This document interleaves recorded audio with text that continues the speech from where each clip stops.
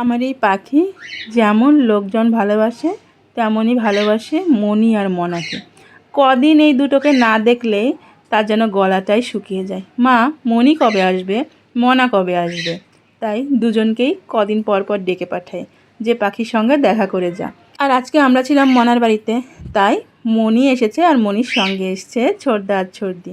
আর আমার পাখি ফ্রিতে যেন একটা ফটোগ্রাফার পেয়ে গেছে, সমানে স্টাইল দিয়ে যাচ্ছে আর তার ছোটদা তার ফটো তুলে যাচ্ছে। শুধু গল্প করলেই কি হবে আর ফটোশ্যুট করলেই হবে, পাশাপাশি তো একটু গলাও ভেজাতে হবে, তাই না?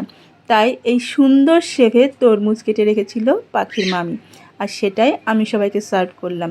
আর এই গরমের সময় ঠান্ডা ঠান্ডা তরমুজ খেতে কি ভালো লাগে, তাই না? আর তরমুজটা কিন্তু বেশ মিষ্টিও ছিল। আর এই সুন্দর শেফের তরমুজ কাটা দেখে বাচ্চারাও কিন্তু খেয়ে নিয়েছে। আসলে ওদের খাওয়ানোর জন্য সবসময়ই একটু ইউনিক কিছু করতে হয়। আর এখানে মনির সঙ্গে চলছিল পাখি আর ভোলনবাবুর আড্ডা। মনির সঙ্গে যে তাদের কত ভাব। এদিকে রান্নাঘরে উকি মারতেই দেখি রাতের রান্নাবান্না চলছে। তো রাতের জন্য আয়োজন ছিল চিকেন কষা, সঙ্গে রুটি। যারা রুটি খেয়েছে তাদের জন্যই রুটি। আমি বাবা রুটি খেতে পারি না, আমি হচ্ছে একটু ভাতের পাগল, 3 বেলায় ভাত খাই। আর সঙ্গে ছিল এরকম এক বাটি সেমাই।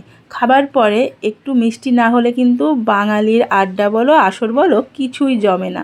আর আমাদের বাড়ির যে কোনো আড্ডা আসর জমাতে এই দুজনই যথেষ্ট। এদের গান, নাচ, আরও কত দুষ্টুমি সেগুলো তো চলতেই থাকে। সবার মধ্যমণি হয়ে এরা তালে তাল মিলিয়ে নেচেই যাচ্ছে।